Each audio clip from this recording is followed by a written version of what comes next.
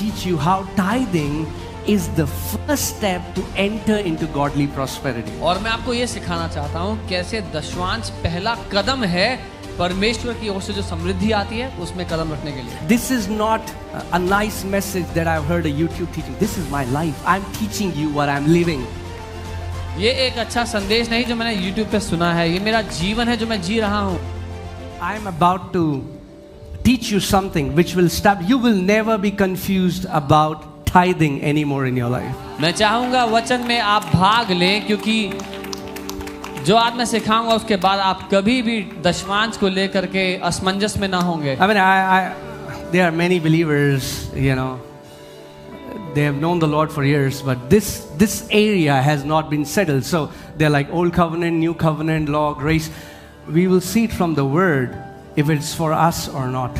बहुत सारे विश्वासी इस बात को लेकर परेशान हैं कि दशमांश नया नियम है, पुराना नियम है, लेकिन हम वचन से देखेंगे कि हमारे लिए है या नहीं है. God doesn't need a penny from us. परमेश्वर को हमसे एक अठन्नी नहीं चाहिए. But then why does he tell us? Why did he set this principle of tithing? लेकिन फिर परमेश्वर ने ये सिद्धांत ये क्यों दिया हमें दशमांश का सिद्धांत? For our benefit. हमारे फायदे के लिए. Not for him. अपने लिए नहीं. Every principle he establishes on earth is for our benefit. हर एक सिद्धांत जो परमेश्वर ने पृथ्वी पर लागू किया वो हमारे फायदे के लिए किया है. Amen. None of God's children should live in poverty because poverty is a curse. परमेश्वर की कोई भी संतान गरीबी में ना जिए, क्योंकि गरीबी एक श्राप है. Poverty is not your father's will for you. गरीबी आपके पिता की इच्छा नहीं है आपके लिए. It's not about money, it's about your ability to rule over money. मुद्दा पैसा नहीं है, मुद्दा है आपकी क्षमता पैसे पर प्रभुता करने की. It's about your will, it's about consistently setting it aside, declaring that my God lives and he is the source of my finances. आपकी इच्छा शक्ति को दर्शाते हुए जहां आप निरंतर बार बार दोहराते हुए पैसे को अलग करते चले जाते हैं परमेश्वर के लिए, ये गवाही देते हुए कि मेरा परमेश्वर जीवित है और वो मेरे जीवन का सोता है. Tithing comes from the Hebrew word maser. दशमांश इब्रानी शब्द मासेर से आता है. And it simply means 1/10. और इसका साधारण अर्थ है 10वां अंश. And it's a noun, and if you take the root word, it comes from the word aser, which means rich. और मासेर शब्द जो दशमांश शब्द है, अगर उसका मूल शब्द निकालें तो वो आसेर शब्द है जिसका अर्थ है अमीर. The rich is in the tithe. जो अमीरी है वो दशमांश में छुपी है. The Bible doesn't say, but it says don't work hard to be rich, because rich is a fruit of our covenant with God. Bible कहती है अथक परिश्रम मत करो अमीर होने के लिए, क्योंकि अमीर होना फल है हमारी उस वाचा का जो परमेश्वर ने It's हमारे साथ not the बांधी है. root. वो नींव नहीं है.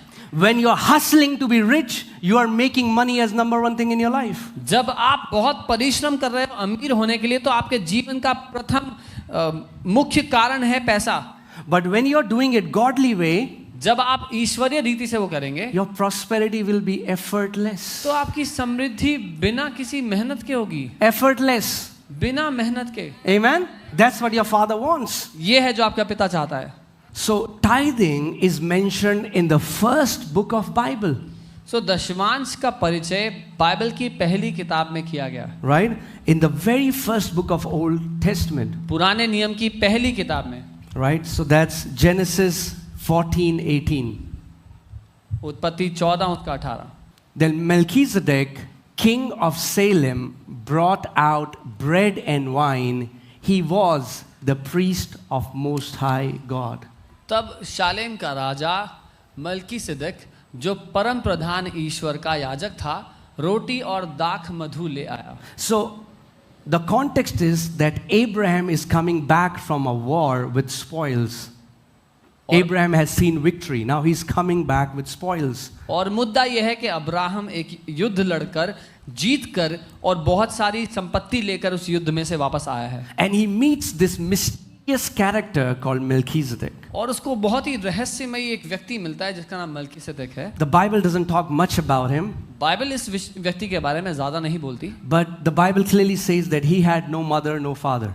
लेकिन बाइबल ये बताती है इस व्यक्ति के बारे में ना ही इसकी माँ थी ना ही इसका पिता था. And he was a king of Salem, which comes from the word shalom, or righteousness. He was the king of righteousness and he was a high priest. वो शालेम का राजा है. शालोम या धार्मिकता का राजा था और परम प्रधान परमेश्वर का याजक था. And many believe that he was a pre-incarnate appearance of Jesus Christ. Before people knew Jesus, he appeared as Melchizedek. और बहुत से लोग ये भी मानते हैं कि इससे पहले कि यीशु मसीह यीशु का रूप धारण करके पैदा हुए होते, यीशु मलकीसेदेक के रूप में आए. And now Abraham meets this man, this king priest called Melchizedek. और अब अब्राहम इस राजा याजक मलकीसेदेक से मिलता है. Now what did Melchizedek bring? Melchizedek क्या लेके आपने साथ? Bread and wine. रोटी और दाख मधु. What does that symbolize? ये क्या दिखाता है? Communion. Prabhu Bhoj. On the night Jesus was betrayed, he took bread and wine and said, "Eat, this is my body broken for you. Drink, this is my blood shed for you." जिस रात को यीशु को धोखा दिया यहूदा ने, उस रात यीशु ने अपने चेलों को रोटी दी, कहा खाओ ये मेरी देह है, और दाख मधु दी, कहा पियो ये मेरा लहू है नई वाचा का. And he blessed him and said, "Blessed be Abraham of Most High, possessor of heaven and earth." और उसने उनको आशीष दी और कहा परम प्रधान ईश्वर की ओर से जो आकाश और पृथ्वी का अधिकारी है, तू धन्य हो. And blessed be God Most High, who has delivered your enemies into your hand. और धन्य है परम प्रधान परमेश्वर जिसने तेरे विद्रोहियों को तेरे वश में कर दिया. And he, that means Abraham, gave him, Melchizedek, a tithe of all. और तब अब्राम ने उसको यानी कि मलकीसेदेक को सारी वस्तुओं का 10वां हिस्सा दिया. Now nobody told Abraham to do that. अब किसी ने अब्राहम को नहीं कहा था कि ऐसा कर. But the thing with communion is, you remember Jesus gave communion to two disciples on the road to Emmaus and their eyes were open. When you take communion with the right heart, your eyes would open to many truths that are in the Bible. अब प्रभु भोज की बात ये है, अगर आपको याद हो Emmaus के रास्ते पर 2 शिष्य जा रहे थे यीशु मसीह के. जब उन्होंने प्रभु भोज लिया उनकी आंखें खुल गई. जब आप प्रभु भोज लेते हैं, राज्य के कई सत्य हैं जिनको देखने के लिए आपकी आंखें खुल जाती हैं. And Abraham, और Abraham without anybody telling him, बिना किसी के उसको बताए हुए, by revelation, प्रकाशन के द्वारा gave tithe दशमांश देने लगा of all that he had जो कुछ उसके पास था उस सब to Melchizedek. मलकीसेदेक को. You know that law was given 450 years after this. व्यवस्था इसके 450 साल के बाद दी गई. So people who say that tithing was in the law, they should go a little back, just in the first book of Bible, and read this. So जो लोग कहते हैं कि दशमांश तो पुराने नियम में था, उनको कहें थोड़ा सा पीछे जाएं, बस पहली किताब में चले जाएं बाइबल की, वहां पे मिलेगा. Right? There is tithing under Abrahamic covenant. Abraham के साथ जो परमेश्वर की वाचा थी, वहां पर हम दशमांश को देखते हैं. And because nobody told Abraham, but he got revelation, the motivation for him to give was faith. और क्योंकि अब्राहम से किसी ने ये बात नहीं कही, उसने प्रकाशन से जान लिया और दशमांश दिया, तो एक ही प्रोत्साहन था उसके देने के पीछे, वो था विश्वास. Amen? So what happened when Abraham met Melchizedek? So क्या हुआ जब अब्राहम मलकीसेदेक से मिला? He gave bread and wine उसने उसको रोटी और दाख मधु दिया and he received tithes. और दशमांश ग्रहण किया. Melchizedek priesthood still receives tithes. Melchizedek का याजक पद अभी भी दशमांश ग्रहण करता है. Tithing in the new covenant should never be motivated out of religious obligation. नई वाचा में आने के बाद दशमांश देना कभी भी धार्मिक दबाव या रीति रिवाज के कारण ना हो. Listen to this. सुनिए, In the new covenant, नई वाचा में you don't tithe because you have to, you get to tithe because it's a privilege. नई वाचा में आपको दशमांश देना पड़ेगा नहीं, लेकिन देना एक सौभाग्य है क्योंकि हम परमेश्वर को दे रहे हैं. Do you wanna learn how the early church gave? आप सीखना चाहते हैं कैसे पहले की कलीसिया ने दिया? Not 10%, 10% नहीं, not 20%. 20% नहीं, They sold their houses, their properties, their possessions. अपने घर, संपत्ति, जायदाद सब बेच डाला. Or so many people say, we want to tithe, but you know what? I mean, like, we are still giving it to men, right? What if they misuse it? हम दशमांश तो देना चाहते हैं, लेकिन हम तो इंसानों को दे रहे हैं. अगर उन्होंने गलत इस्तेमाल किया हमारे पैसे का, तो फिर क्या करेंगे हम? If any minister of the gospel uses the money wrongly, he is accountable before God. अगर But you have done your part. अगर सुसमाचार का कोई भी सेवक पैसे का गलत इस्तेमाल करता है, तो उसको अपना जवाब परमेश्वर को देना पड़ेगा, लेकिन आपने अपना काम किया है.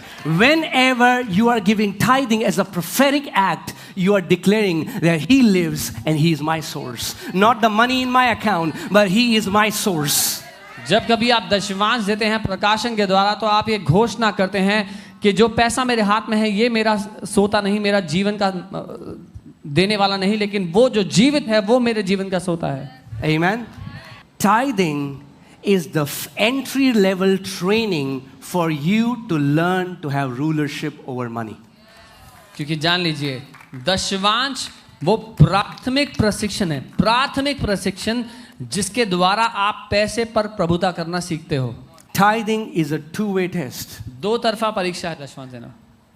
Everywhere else in the entire Bible says, do not test God. हर जगह बाइबल यही कहती है, परमेश्वर को ना परखें, उसकी परीक्षा ना ले. Right? है ना? But God says, लेकिन परमेश्वर कहता है, tithe दशमांश दो and test me. और मेरी परीक्षा ले लो. This is the only one area in the Bible where God said, if you do it, you can test me. एकमात्र क्षेत्र है ये बाइबल में जहां परमेश्वर ने कहा कि ऐसा करके तुम मुझे परख सकते हो. And it's a two-way test. और ये दो तरफा परीक्षा है. It proves the faithfulness of God, integrity of God that is written word. ये साबित करती है परमेश्वर की विश्वास योग्यता और उसकी खराई जो उसके वचन में लिखी है. Second part, दूसरा, it tests your faithfulness. ये परखती है आपकी विश्वास योग्यता उसकी ओर. I'm not teaching you the love of money. I am divorcing you from the love of money. मैं आपको पैसे का प्रेम नहीं सिखा रहा हूँ, उसका रिश्ता खत्म कर रहा हूँ I'm आपसे. telling you, don't pursue it. मैं आपको ये कह रहा हूँ, उसके पीछे मत भागो. Everything will be added सब कुछ जुड़ जाएगा आपके as you जीवन में seek ye first the kingdom of जब God. आप उसकी राज्य, उसकी धार्मिकता की खोज करेंगे. Amen.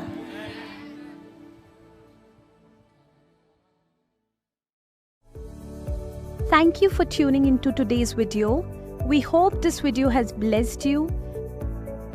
Please share it with your friends and loved ones. Make sure to subscribe to our channel, like and press the notification bell.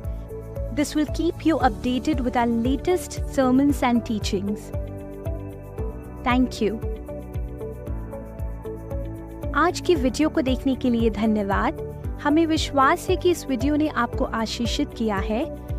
इसे अपने परिवार और प्रियजनों के साथ बांटें और हमारे चैनल को सब्सक्राइब करना ना भूलें, जिससे कि आपको हमारे आने वाले सर्मन्स और शिक्षाएं मिलती रहें. धन्यवाद.